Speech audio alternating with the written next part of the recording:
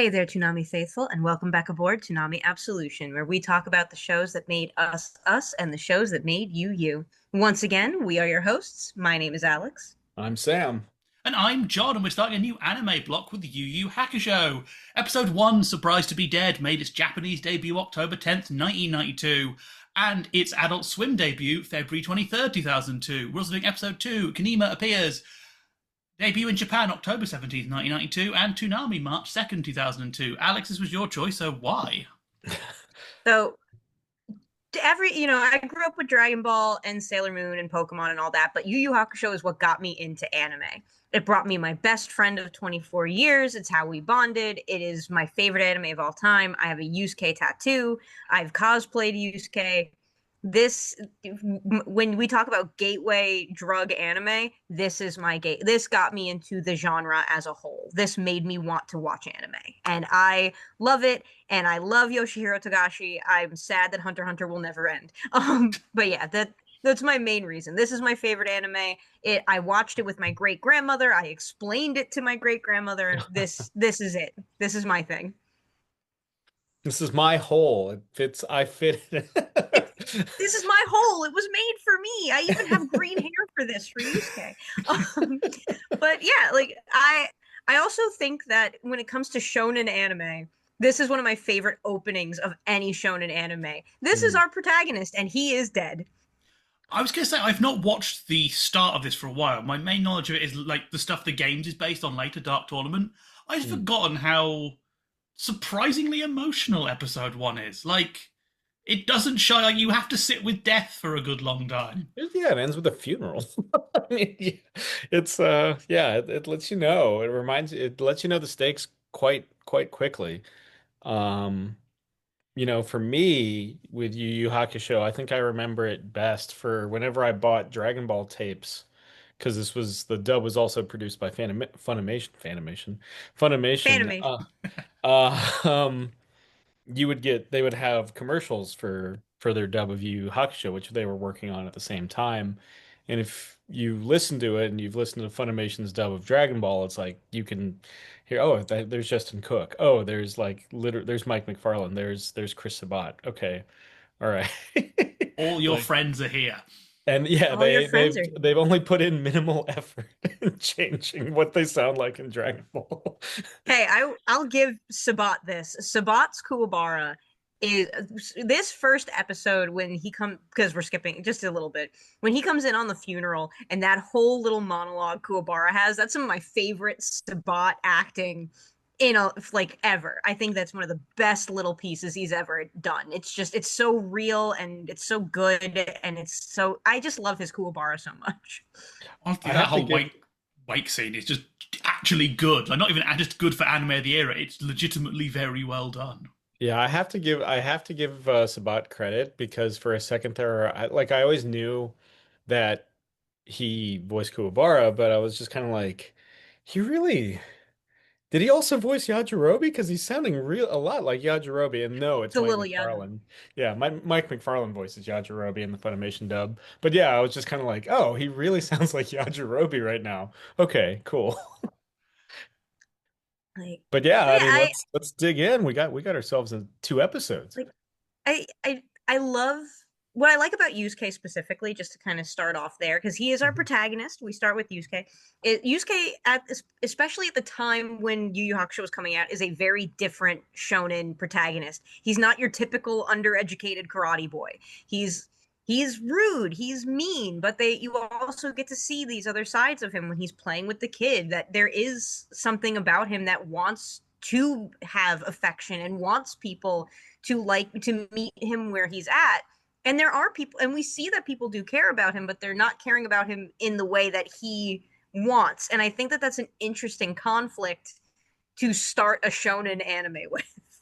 Yeah, I like we meet him entirely through other people because we start with the car crash, which is this really big, impactful moment, but then we sort of have a flashback, but we don't really get much of his internal life. We learn about him through other people, but we slowly pick up bits, and it's a really nice way of doing it. Kind of wonderful lifing him, building to the wake moment where he gets that sort of almost come to Jesus moment of like, oh, I wasn't hated after all. Yeah. Yeah, it's Because yeah, he's such a little shit in the first half of the He's episode. 14. Okay, but when I was 14, I didn't pick fight. Well, But was your mom oh, 28 when you were 14? no, she would have been 44. I Yeah. Like I love his mom. She's great. Yeah. Atsuko is 28 at this point. And I don't think they mentioned in the anime, but it is mentioned in the manga that she was like 14 or 15 when Yusuke was born. So like Yeah. Yeah. I love the Um, one little touch you get of her. She is drawn in the late 80s sort of manga style, which is like the side scene on cover of Ribbon, which I think is a really nice way of distinguishing that she is an older figure and her distant. It's a clever little trick. yeah. yeah. Yeah, she looks like a city pop figure. Oh, she does. And she really does. She's also the most hated person in this if you are one of the dubbers, because she causes all sorts of problems, especially this She episode. does. So, fun fact: this Yu Hakusho is a weird show because it started on Adult Swim, but then moved to Toonami later on. So it ran on Adult Swim between February 23rd, 2002 and February 27th, 2003, and then moved to Toonami. Adult Swim, of course, uncut. Toonami, you've got to cut this, and all the repeats that had to be cut. Her smoking in that first episode causes them all sorts of problems. They do mask it by masking the cigarette out, but do you know in on Hanna-Barbera cartoons where you see the bit where there's clearly going to move because there's a different color? That's the mask. It's Oh, like a blob on her face and it moves the wrong way sometimes. It's like, oh, she gets cut from a lot of later episodes and you can kind of see why. They're like, we're not masking that cigarette every 20 minutes, man. It's too much work. and then they have this and then they have the same issue with Kuwabara's older sister when that starts. And I think they gave up around the Dark Tournament. Like around the Dark Tournament, they had to give up. Too many cigarettes. Too Too many. many cigarettes. Yeah. You get everything with Yusuke, and you get to meet him through his peers. You meet Keiko, you meet Kuwabara, you meet Kuwabara's little posse, who actually become fully fleshed characters on their own, and the teachers. I appreciate the principal a lot in this because you can tell that he's like he knows that this kid doesn't have a father figure and he's trying and it's just not working. Yeah. And I appreciate the layers of subtlety there until Yusuke is until he's hit by that car. And that's kind of insane for the first episode of a 90s shonen. It's insane for a modern shonen. Like, I think it's the idea we sit with death in this episode for a long time. We see the car impact twice. We see the paramedics working on him. Like, it's one of my big problems with modern Isekai is how someone will die and we're in another world, it's fine. Ignore the fact your whole concept of life and death has been overturned. just run with it. Here, he's like, oh yeah, he's realizing slowly, oh, I'm a ghost. That's my corpse. Oh. Slightly annoyingly, Funimation does undercut that moment by having the ambulance guys make gags. Because in Japan, they're very more like, we need to get the kid onto a stretcher. This guy's done. They're being whimsical in the Funimation dub, which guys, someone just died. Yeah. Like, I hate cleanup. Like that was I think that's the line. Yeah. Don't say that in front of the grieving people. Yeah. We just watched a teenager get hit by a car. Just get annihilated. The curly-haired driver is going to be traumatized for the rest of his life. And especially when Botan gives the reveal of like, oh, well, the kid would have actually had one less cut on his shoulder and he would have been fine even if you hadn't dived into the road. And that's what an insane undercut too. Like this is our protagonist and not only is he dead, he died for no reason. Yes. Yeah. I like Yusuke, the way Yusuke's face is drawn when he comes in close to Botan. It's like, he's normally got the kind of slicked back, cool hair, and for some reason they project his mouth out like Zangief in like Street Fighter Alpha 3. Like in this weird, yeah, it's a whole look. And it's just like, okay. And they hold on to that shot for a while. It's so good. It is really this whole first episode is just so nicely done. It's like it's a package. It works all so well together. So again, I go back to the funeral scene. I love one of my favorite little touches in the wake scene. The mother isn't animated; she is just slumped against the wall and is a still frame.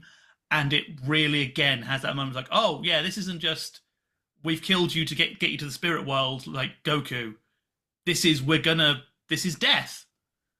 Yusuke is lucky, but this is still death. Yeah. And you get so many different reactions to his death. You know, you get the glib reactions of the teachers who didn't like him. You get like the students who are clearly there for extra credit. And then you get Keiko, who lost a childhood friend. You get Kuwabara, who has a meltdown there. Like, and then you see Atsuko like slowly starting to impact her. She's coming out of the shock of it. And then you see the mom and the kid who he saved, and the mom having to come to grips with the fact that this other mom's child died and her kid lived. Like it's done so subtly and so wonderfully. Like man, Yu Yu Hakusho is so good. Yoshihiro Togashi so good. Like, I love this show. One of the hallmarks of that is we get her bow is animated in 3 slow stages.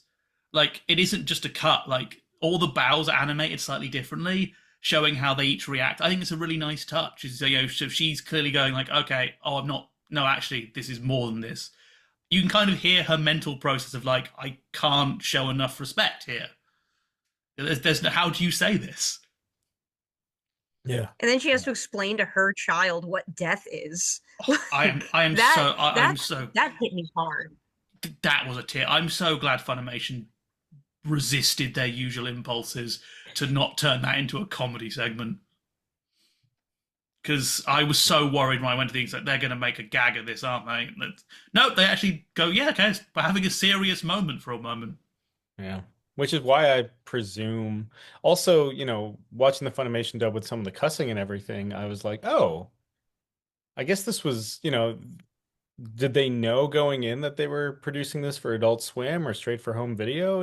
It's kind of one of those things where it's like if they knew they were producing it for Dragon Ball, you knew they were going to cut it. But for something like this, it's like, oh, okay. They're going for it in some places. Yeah, we see a few cuts in this first episode for the Toonami version, but it is all sort of just toning down that swearing, so damn becomes heck. The biggest one is hell becomes oblivion, which, to be fair, with how Botan is always kind of vague on what her religion is, it works. You don't notice it too much, because, she never comes down hard on if like she's the Christian Reaper, or... Well, she even says, like, some call me this, some call me that, so it's like, okay. Sort of take it in the I'm picking terms you'll understand kind of way. Yeah. Yeah, I mean, she's referring to the river Styx. She's got an oar. She's like, there's that Charon stand-in thing, but instead of it being a man in a big hat with a skeleton face, it's a pretty girl in a pink kimono. I do like that Botan's kimono is folded in the way that it would be folded for somebody who is dead. I think that that's actually quite a neat little touch. Because if it's folded in one specific way, it's meant to be that you are not alive anymore.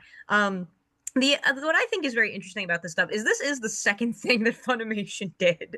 Like, they went from Z to this. Like, and I really love this stuff. I think that Justin Cook kills it as Yusuke.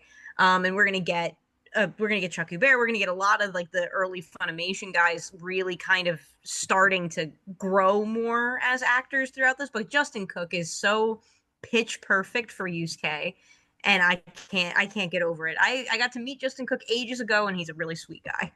Yeah, Justin Cook and Chris Sabat, I think, come off the best, at least in these opening episodes, in terms of the dub. And I mean, yeah, we get Chuck Bear. He's kind of our narrator, if I remember correctly, and I think he's one of the boys that gets picked on by Yusuke over the wallet because he's kind of channeling Garlic Jr. with his voice, or Pilaf, actually, more accurately.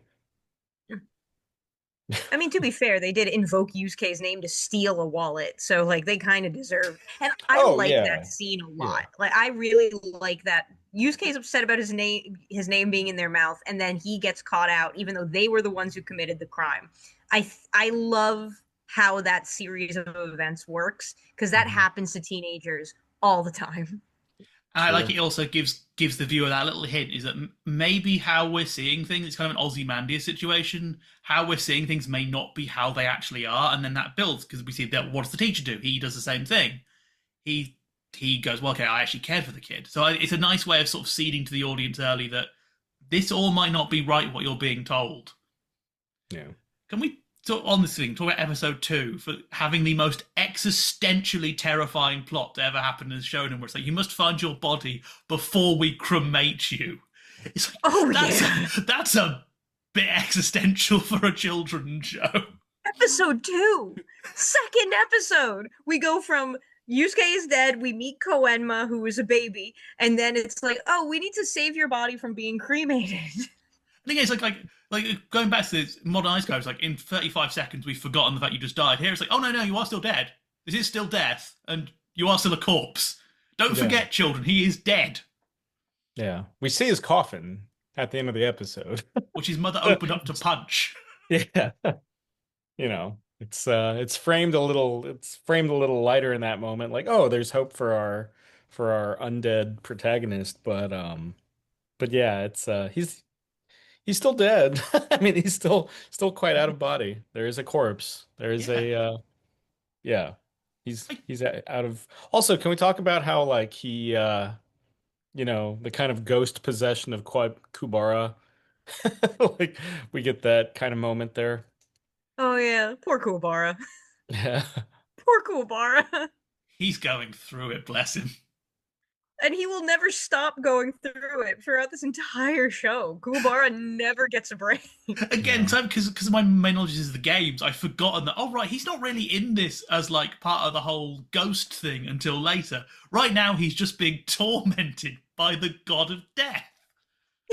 Because like obviously by the get Dark Tournament, he's just like part of the team. But here it's like, oh right, you're just being possessed. Yeah. You're just a mildly psychic teenager who can see the ghosts of raccoons, which I love. He's our Sailor Mars for the series. He definitely brings a raccoon kind of like Frankenstein. What's the Frankenstein and Darkstalkers Victor energy into into this whole kind of ensemble. Which continues on when he does kind of officially join the team instead of just kind of being this kind of like goofball tall boy. Yeah. There's a lot of layers to Kubara. I love Mulberry is a tree and Kubara is a man. Like I have a lot of love for Kubara, but I do like when Yusuke is possessing his body and trying so hard to find Keiko. And that moment between Yusuke and Keiko's relationship, I've always found very sweet. I do like that in 100 years, I would know the way you talk. Like I love that so much. It's like a shame that the Toonami moment kind of ruins that a little bit because they cut the boob grab for obvious reasons, but it's a dirty cut. It's a very because they just cut all the bit with him behind it, so it's kind of implied that she just looks at him and knows, but that's not what the dialogue is saying. This second episode has a few really dirty cuts. We lose the mom saying, "Didn't I raise you right?" while crying over the coffin. Yeah. And they also cut her his line about, oh, she'll have an excuse to act like she does with her being drunk. Again, I get why they did it, but they're quite dirty. Even I think if you were a kid, you would realize something was removed there. Something isn't quite right. Yeah. The it's such a shame too. It is, especially the bit with the mom, because I think it's it's a nice moment where we're sitting with the weight of the moment a bit more. Yeah. It underscores a lot of the emotional consequence to it because so much of episode 2 kind of continues Yusuke's kind of magical mystery tour with Botan. It's weird. He basically calls her like Photon, but it's Botan. It's like what's the proper pronunciation of this? Is it actually Botan? I'm gonna try. It's Botan. So okay. I believe it is. Like, there's something about the kanji that's used where it's referencing like peonies for her name. I'm not 100% sure. I do like when we're in the spirit world and we're hanging out with all the ogres for like 5 seconds and they're losing their damn minds the entire time. Like, what a good bait and switch. I love that apparently in the 80s all Shonen Jump guys had a vision of hell and it was the same vision of hell. Where it's ogres are basically just salarymen, because you see it in Dragon Ball. You see it there was a period in I guess in the late 80s where all Shonen Jump guys were having the same visions in their sleep. This is hell. This is where we're going. Yeah. Hell is Shonen Jump. It's got to be a reaction to like the Japanese economy at the time, right? I think it is because yeah, it makes sense that the spirits are overworked. I kind of yeah, but it's just funny they all look so similar. Yeah, yeah. It's also funny watching them run around because they have like those big like late 80s early 90s cell phones in their hands, like the glasses, like, and we're gonna get George later on, like Koenma's personal like ogre, but it so undercuts what Yusuke thinks this is going to be, and I really enjoy that. Like Yusuke's going in prepared to fight Satan, and it turns out Satan is a baby. Satan is a baby who gives you eggs. Yeah. Yeah. Earn your right to and life. is potty trained. Yeah. Which Earn is your right to life with an egg. An addition only for the Americans. He never mentions his potty training status in Japan, so yeah. I always thought the pacifier was a nice touch too. I love that design, yeah. So the potty training is a rare example of a Funimation additional joke that doesn't suck. It makes sense in context. Like I also do like Yoshihiro Togashi is such a master of the Chekhov's gun. Like I'm gonna hand you this baby with a pacifier, and I'm gonna fire that gun in the Dark Tournament. Like I really like that. I like going back and watching from the beginning and seeing all these little pieces that are getting set up that aren't actually going to really pay off until like 200 chapters later. Mm. I like the setup as well with the egg. It's nice that egg is going to carry over. Like this is a nice balance between sort of episodic and non-episodic. Like we have like this is a nice single episode plot here. Like got to tell her that I'm still alive, and we do that, but we have enough lingering stuff to keep me coming back next week. There's a nice flow and structure here that a lot of shonen from this era does not have. Dragon Ball. Yeah. Do we Like what is the I feel like, because we're going to be talking about Sailor Moon and stuff, which has been reinvented and revived over the years. Have they ever revisited Yu Yu Hakusho for like an anniversary or anything? Done an anniversary merge. There was an OVA that was actually relatively recent. They did two of them. One of them was about Hiei and Kurama when they first met. And I can't remember what the second OVA was about because I, being the gremlin I am, was very excited about Hiei and Kurama first meeting because Hiei is terrified of Kurama. For good reason, as we will find out. But yeah, they did some OVAs, and of course there's the Netflix live action series. But Yu Yu Hakusho's been mostly kind of left alone for the most part. Interesting. Yeah, there's less lingering threads, to be fair, when you get to the end to do it that you can really pick up on. Yeah. Yeah, Yu Yu Hakusho actually ties itself up in a very nice bow, which is probably why I've been spoiled for shonen because this is my favorite shonen, and so few manage to maintain quality and story plot lines as much as Yu Yu Hakusho does. Yeah. Does not go off a bridge. Because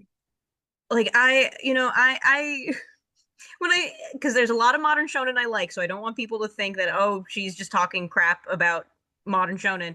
Like, I love stuff like My Hero. I love a lot of this stuff, but what Yu Yu Hakusho does very well is that everything that happens actually has a purpose, and it doesn't get abandoned in the last arc just for the sake of abandoning it. And I appreciate that about Togashi. It's why, again, I'm sad Hunter x Hunter is never going to end in my lifetime. Or at the very least his. At the very least his. Join us in 3026 for the end of Hunter x Hunter special. Yeah. But the other thing I got to throw out there about the style of Yu Yu Hakusho, I like how soft it is. Like Yoshihiro Togashi's art style is a little bit softer. Like Yusuke has a very round face. The colors aren't pastels, but they're softer colors. The lines aren't as thick and hard as something like Dragon Ball or Naruto. And I appreciate how that makes it stand apart. There's almost something shoujo-esque about Yu Yu Hakusho. It's one of those shows where I think you can, so if you see a screenshot from it, you can pretty much immediately pick up what it is, even if it's just like an environment. Yeah, it's a very nice style, makes it stand out. And it hits that nice middle ground where everything is realistic enough to have some feeling, but enough room for him to do stylized stuff without it looking weird. Yeah. Yeah. I mean, even like, talking about like Yusuke's design, um, it's just there's just something kind of like striking about it with the way his hair is with the little tufts and everything, and of course the green contrasting the other students' blue, which they call out in the first episode. Um, there is something about the kind of the simplicity of the design, but at the same time, it does feel like a 70s or 80s anime at this with it in that regard. Again, city pop designs. City pop designs. I've always appreciated how airy, I guess I would say, how airy a lot of Togashi's art is, especially when you look at the manga and how like one thing he does that I really like is that he implies shadow with line breaks a lot as opposed to just heavily shading things in. And I've always really appreciated how that translated into animation. And Studio Pierrot just did a fantastic job with it. Like I think it's gorgeous. Yeah. But We are John, heading what was your towards the end. gateway into what was your gateway into Yu Yu Hakusho? I saw mine it. was. I saw it on Toonami. Would have been Oh, one of the okay. things I saw. It did get moved to the UK block eventually, so I saw it there. Yeah, yeah, I yeah. haven't seen the intro for a couple of years because I know about the games because they're weird. what about Yeah. you, Sam? What was your I mean, intro? like I was saying, it was the VHS bumps. It was the little commercials on VHS, and I was like, oh, what's this? It looks cool. Like he has finger guns. Cool. Like, let's see how that plays into this. Spirit Detective. Okay. All right. Fair enough. Yeah, Ah, Um, if you sort of build on that, if you go into old magazines or sort of Viz catalog, Yu has a full page pretty much every time, even in issues where Dragon Ball doesn't, which is surprising. you know, gotta you were gotta pushing that hard. gotta push the new hotness. Gotta do that. And it certainly was. But we are coming up to our to the end of our episode. So let's hear what are our final thoughts, my friends. It's a good start. I mean, it starts out as somebody that's probably jaded by modern isekai, like John was mentioning. Like, there's a lot of like, oh, we're just in a fantasy world now, but no, this time it's like, no, no, you're like, there is a corpse and that shows up in 2 episodes and counting, and people grieving actively and dreaming about you and crying about you, like this, you're just not off to become like be reincarnated as a slime. This is actually going to matter. Yeah, I think my thoughts building on that is I felt respected by these episodes. I think that's something I think I remember thing as a kid as well. It's like we're going to have our shonen wacky fun times, but you are old enough to understand bigger themes.